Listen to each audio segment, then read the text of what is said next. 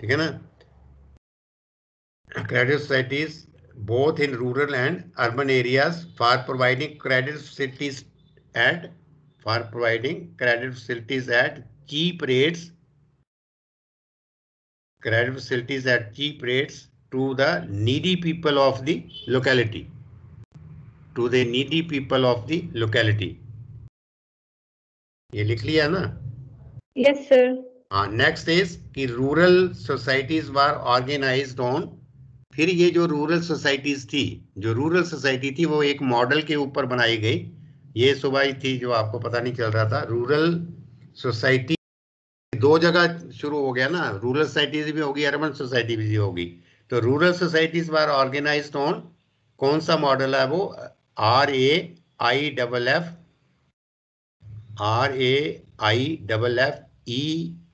RAIFFEISEN, Raiffeisen, RAIFFEISEN, Raiffeisen model. तो जो rural था वो इस मॉडल पे, सोसाइटी जो इस मॉडल के ऊपर बेस हुई। While the urban societies were established on SCHULZE,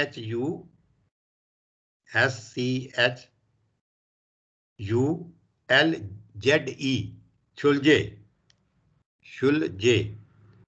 SCHULZE, Schulze pattern, ये मॉडल के नाम हैं दोनों के। तो फर्स्ट जो था यही मैंने मॉर्निंग आपको पूछा था कि फर्स्ट जो मॉडल है, तो कौन सा मॉडल है? फर्स्ट रेफिसन, फर्स्ट जो मॉडल है रेफिसन मॉडल। हाँ, रेफिसन मॉडल, उसमें क्या था? अनलिमिटेड लाइबिलिटीज वाज एन, आप लिखो फिर मैं बताता हूँ। इन रेफिसन मॉडल अनलिमिटेड एक तो होता है ना लिमिट, एक सीमा के अंदर, एक होता है अनलिमिटेड जिसकी कोई सीमा नहीं है। ये रेफिसन मॉडल अनलिमिटेड लाइबिलिटीज तो आपको मैंने असेट्स लाइबिलिटीज में बताया था कि जो देनदारियां हैं, जो कर्जे है, उसको लाइबिलिटीज बोलते हैं। ये Raiffeisen model unlimited liability was an important feature, unlimited liability was an important feature while in, जो सेकंड मॉडल है, सेकंड मॉडल कौन सा है? शुलजे। जो second, while in Schulze societies limited liability principle was followed. ठीक है ना, उसमें लिमिटेड लाइबिलिटीज का प्रिंसिपल फॉलो किया गया। जो पहले वाला था उसमें, जो रूरल में था, उसमें जो लाइबिलिटीज वाज अनलिमिटेड, लेकिन जो अर्बन का है मॉडल, उसमें लाइबिलिटी जो है वो लिमिटेड है। ठीक है ना, ये हो गया क्लियर? Yes sir. हाँ, ये इसमें जो लाइबिलिटीज हैं वो, तो आगे आप लिखो क्योंकि ज्यादा इसको नहीं ना करेंगे डिटेल में, फिर आप कंफ्यूज हो गए। Yes sir.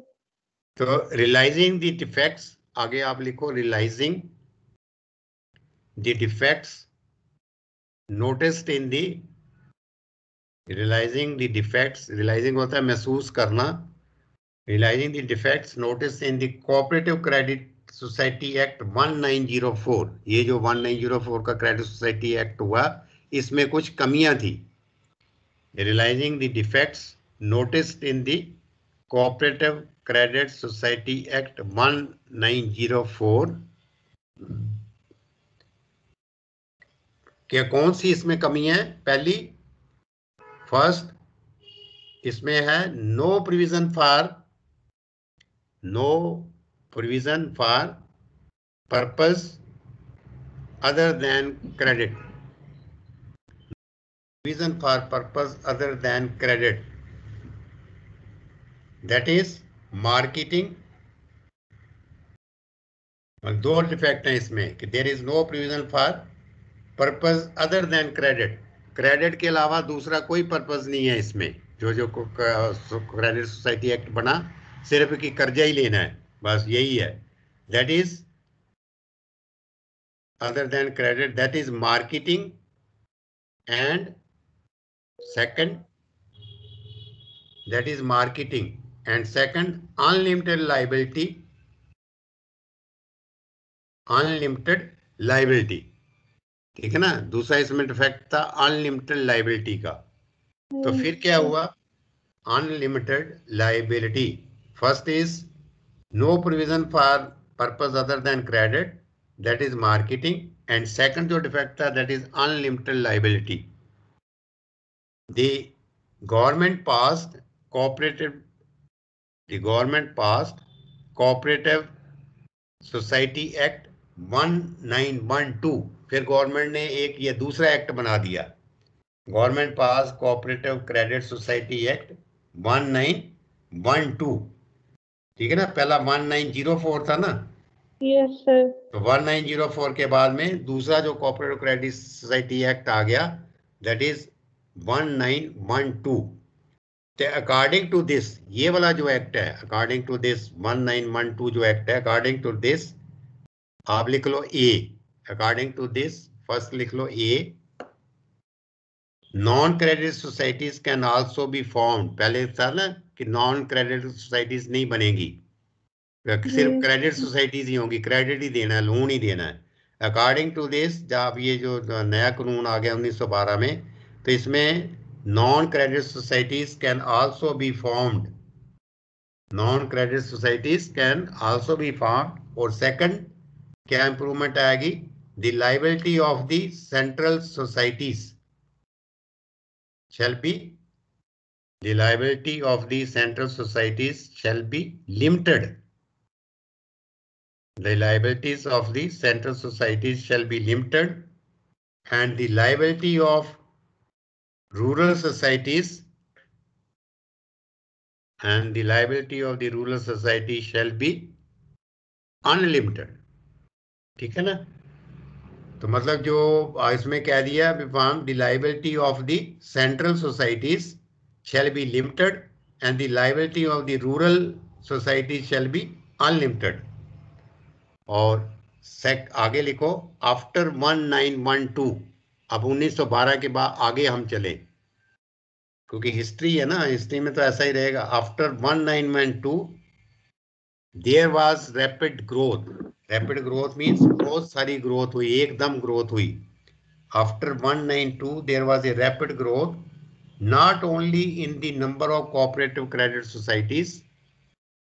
After 1912 there was a rapid growth not only in the number of cooperative credit societies, कि ये नहीं हुआ कि cooperative societies का नंबर ही बढ़ा, ठीक है ना, credit से, but also in non-agriculture credit societies. Cooperative credit societies ही नहीं बढ़ी, non-agriculture credit societies भी बढ़ी, but also in non-agriculture credit societies. However,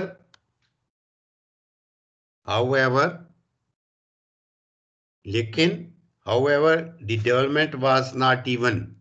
EVEN, even का मतलब होता है कि डेवलपमेंट बराबर नहीं थी। However, the development was not even, एक जैसी नहीं थी।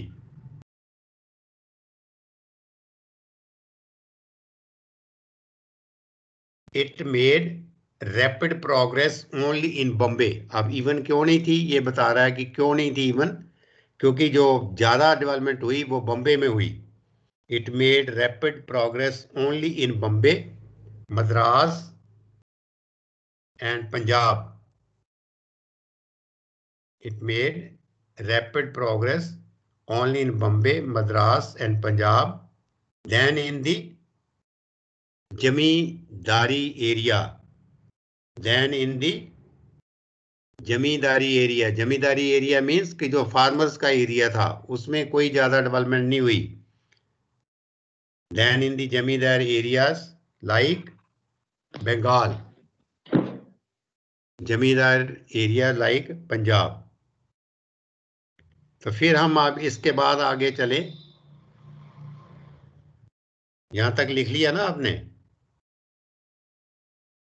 Yes sir. हाँ, इन 1914, इन 1914 में, इन 1914 the government of India, in 194 the government of India appointed a committee, the government of India appointed a committee under the government of India appointed a committee under Sir S-I-R Sir Edward E-D-W-A-R-D S-I-R Sir E-D-W Edward आगे McLagan M-A-C-L-A-G-A-N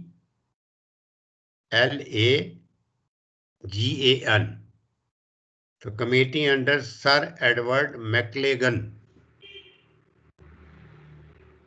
ठीक है ना इन 1940 the government of India appointed a committee under Sir Edward Maclagan to examine the progress to examine मतलब कि उसको देखना to examine the progress of the cooperative movement कि जो हमने कॉर्पोरेट ये एक्ट बनाया है 1912 का इसकी प्रोग्रेस क्या हुई है to examine the progress of the corporative movement तो उसको जो सर एडवर्ड था उसको ये काम दिया कि आप इसको एग्जामिन करो to the progress of the corporate movement and to suggest measures और हमें तरीके बताओ ठीक है सजेस्ट मेजर्स फॉर इम्प्रूवमेंट एक तो आप इसमें देखो कि इसकी क्या प्रोग्रेस हुई है दूसरा है कि इस तरीके बताओ कि इसको कैसे इम्प्रूव किया जाए सजेस्ट इम्प्रूवमेंट तो कमेटी ने the committee noticed by the defects noticed by the committee were तो जो कमेटी बनी जिसका जो चेयरमैन थे ये थे सर एडवर्ड मैकगन उन्होंने इसमें ये डिफेक्ट्स देखे कौन कौन से डिफेक्ट्स ये आप लिखो the defects noticed by the committee were first जो ये डिफेक्ट क्या था कोऑपरेटिव मूवमेंट एक्ट 1914 का उसमें जो डिफेक्ट थे miss appropriation of funds miss लिख रहे हो ना ये यस सर हाँ मिस एप्रोप्रिएशन ऑफ फंड्स पहला जो डिफेक्ट उन्होंने नोटिस किया उसमें miss appropriation of funds by the members of the management committee misappropriation of funds by the members of the management committee लिख लीजिए लाइन लिखी है आपको यस सर हाँ थोड़ा मुश्किल अभी देखो इसका क्या मतलब है ये आपको वैसे कोई नहीं समझा पाएगा ये इसका क्या मतलब मिस एप्रोप्रिएशन ऑफ फंड्स मतलब जो उसमें कमेटी के फंड्स थे जो ये सॉरी सोसाइटी के उसकी मिस एप्रोप्रिएशन मीन्स उसमें गड़बड़ी करना जैसे आपके गांव में जितनी सोसाइटीज हैं उसमें ये गड़बड़ी हो जाती है तो मिस एप्रोप्रिएशन ऑफ फंड्स के पैसे खा जाना उसमें से ये मतलब miss appropriation of funds by the members of the management committee जो इसकी मैनेजमेंट कमेटी है उसके मेंबर्स उस पैसे आ जाते थे इधर उधर कर देते थे ठीक है ना खुद उसको कर देना कुछ कर देना तो इसको कहते हैं miss appropriation of funds by the members of the management committee जो मैनेजमेंट कमेटी वो खुद ही कुछ उसके घपले कर देती थी Next is nepotism. N-E-P-O-T-I-S. Nepotism in advancing loans to friends and relatives. ये nepotism अभी आपने पढ़ा होगा इसमें ये अब ये ड्रग्स का मामला आया है तो उसमें nepotism आया है और ये सुशांत का जब केस आया था तो उसमें nepotism वर्ड मैंने भी उस टाइम सुना था nepotism. Nepotism in advancing loans to friends and relatives means कि अपने जो फ्रेंड्स थे और रिलेटिव्स को ही कर्जा दिया गया फार्मर्स को दिया ही नहीं गया Nepotism in advancing loans to friends and relatives और थर्ड जो डिफेक्ट उन्होंने नोटिस किया improper auditing improper audit AUDITING auditing and inspection of societies improper auditings and inspection of societies ये क्या होता है ये लाइन पता है आपको क्या है इसका मतलब है improper auditing and inspection of societies तो बता सकते हो कुछ इसमें हाँ कुछ भी बताओ कुछ भी बोलो कुछ आपको इसमें से कुछ समझ आया हो ये थर्ड लाइन में improper auditing and inspection of societies sir society को चेक करना जाके हाँ जैसे जो चेक करते हैं मतलब है कि कोई भी जो संस्था होती है, जैसे मैं बैंक में रहा हूँ, हैं, तो कोई भी Yes, कोई sir. भी डिपार्टमेंट है, उसका ऑडिट होता है। ऑडिट मींस कि वो देखते हैं कि इन्होंने क्या क्या काम किया, वो ठीक किया कि नहीं किया, एज पर रूल किया कि नहीं किया, वो उसको कहते हैं ऑडिट। ठीक है ना। और ये हर Yes, sir. साल ऑडिट होता है। जैसे मैं बैंक में था तो हमारे जो भी काम 1 साल का किया होता था उसका ऑडिट होता था। ठीक है ना। पूरी एक एक चीज निकाल के वो देखते थे कि ये सब जो तरीके है वो ठीक तरीके से किया है, जो बैंक कहता है कि उसी हिसाब से किया है। और फिर है इंस्पेक्शन। इंस्पेक्शन तो आता है निगरानी करना। ये audit Yes, and sir. Inspection इकट्ठा ही वर्ड है। Yes, auditing sir. And inspection of societies, ये एक ही वर्ड है, ऑडिट एंड इंस्पेक्शन। तो ये इम्प्रॉपर था, मतलब ठीक तरह से नहीं की गई ऑडिटिंग एंड इंस्पेक्शन। तो ये 3 डिफेक्ट्स थे जो 1914 में बनी, उसमें ये डिफेक्ट्स आए। तो फिर है दी मेजर रिकमेंडेशंस बार, फिर उनको बोला था ना कि अगर आपको ये डिफेक्ट्स दिखाई दिए हैं तो फिर ये आप मेजर्स बताओ, तरीके बताओ इसको इम्प्रूवमेंट करने के। तो फिर उन्होंने तरीके दिए। उन्होंने क्या तरीके दिए? द मेजर रिकमेंडेशंस, रिकमेंडेशन होता है अनुशंसा करना किसी चीज की। Yes, sir. ठीक है ना। ये अनुशंसा की फर्स्ट इज, इसमें क्या है जो ये first is formation of 3 classes of societies. Formation of 3 classes of society, ये जो अभी चल रही हैं, मतलब जो है उन्होंने कहा कि 3 तरह की सोसाइटी होनी चाहिए। उन्होंने रिकमेंडेशन दी कि there should be 3 types of societies, formation of 3 classes of societies. कौन कौन सी? First, primary, PRIMARY, primary. मूल रूप से जब आप, जैसे आप 5वीं तक कक्षा तक करते हो तो वो प्राइमरी क्लास रहती है। ठीक है ना। मूल रूप से primary. Primary meant for individuals. Primary meant for individuals. Individuals मतलब अकेले पर्सन के लिए। Primary meant for individuals and unions or federation of societies, or federation of societies meant for supervision, meant for supervision। मतलब एक तो primary level पे होगी, primary level पे आपके जैसे गांव में है तो ये प्राइमरी कोऑपरेटिव क्रेडिट सोसाइटी है गांव में। तो then is second is central bank. वो इंडिविजुअल है, मतलब हर एक किसान के लिए है। सेंट्रल बैंक और district level. Second is central bank. ये 3 टायर सिस्टम है। Central bank at district level for banking business. Central bank at district level for banking business. And third जो है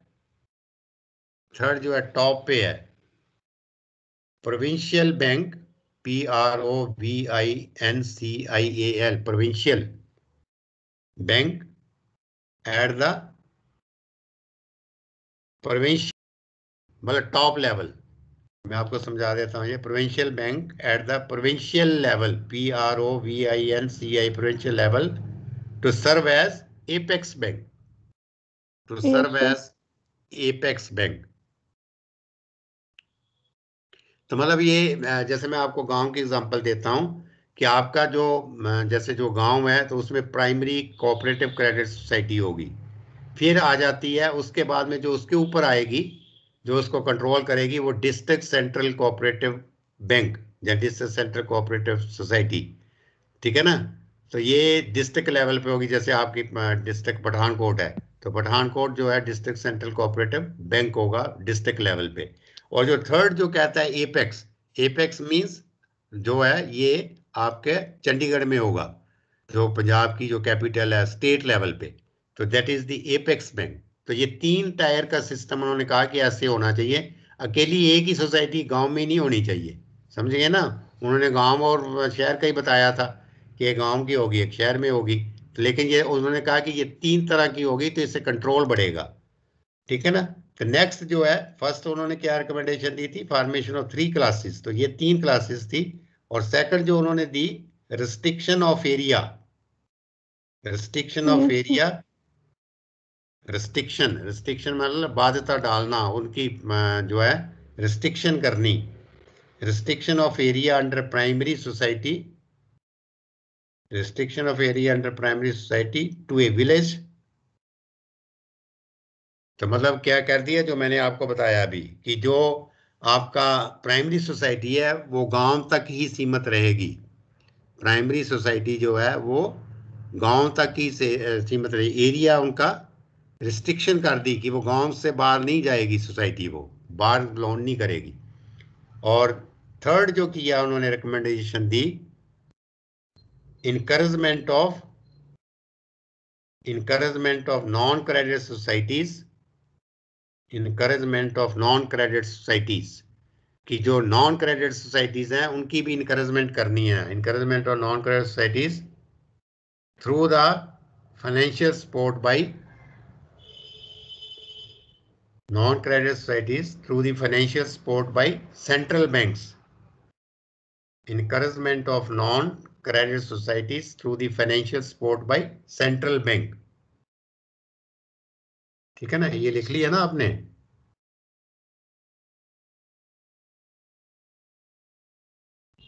यस सर। हाँ,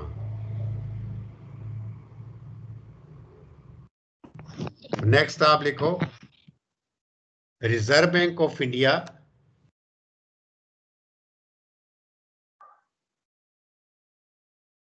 रिजर्व बैंक ऑफ इंडिया, ये आपने पढ़ा था। Reserve bank of India act कब आया? 1935 में। Reserve bank of India was established in 1935। Reserve bank of India was established in 1935 with an agriculture credit department. With an agriculture credit department.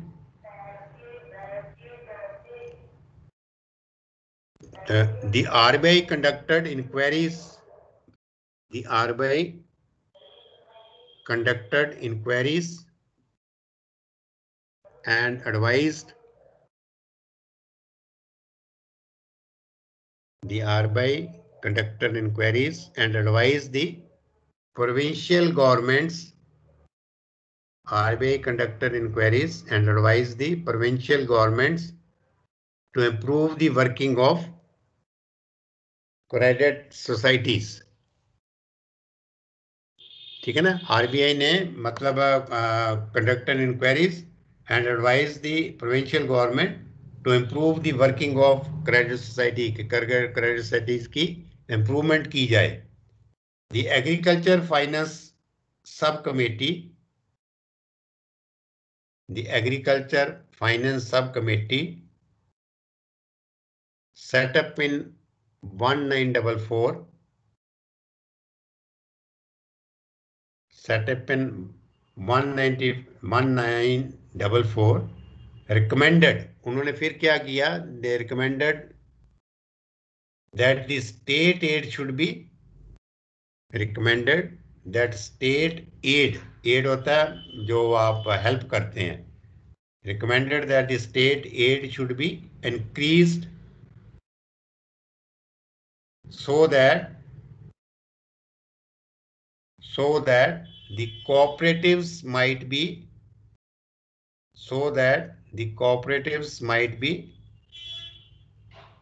enabled to supply better credit facilities.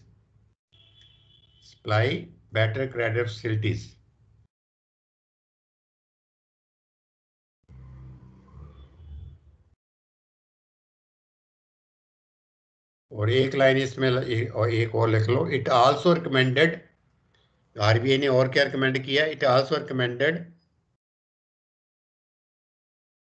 For the adoption of limited liabilities to the cooperatives. Limited liabilities to the cooperatives.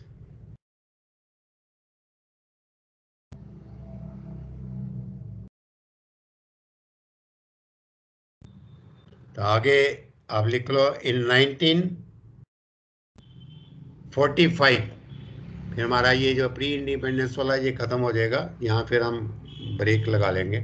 इन 1945, फिर 1945 में the government of India appointed, in 1945 the government of India appointed the cooperative planning committee. The government of India appointed the cooperative planning committee under the chairmanship of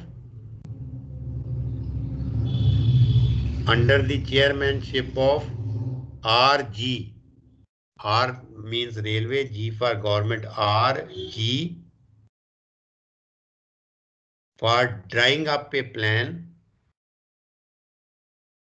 Drawing up मतलब खींचना, plan एक बनानी. For drawing up a plan for future development of the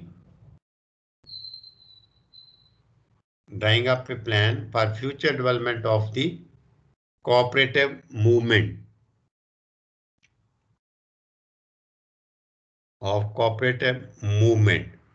तो फिर इन्होंने क्या किया, बस एक दो लाइनें करेंगे इसमें.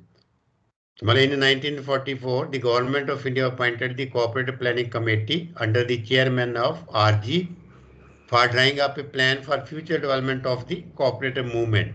It recommended that the, इसने फिर क्या अनुशंसा दी, रिकमेंड किया. It recommended that the rural credit societies should function. It recommended that the rural credit societies should function as multipurpose societies. ये आपके उसमें है भी है सब्जेक्ट में. Multipurpose societies function as multipurpose society, मतलब सब तरह के काम करने हैं, अकेला क्रेडिट का काम नहीं करना. Multipurpose societies as to attend to all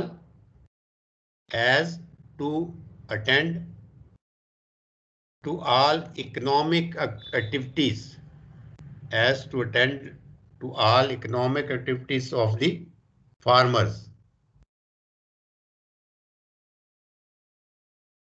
तो इससे क्या हुआ, it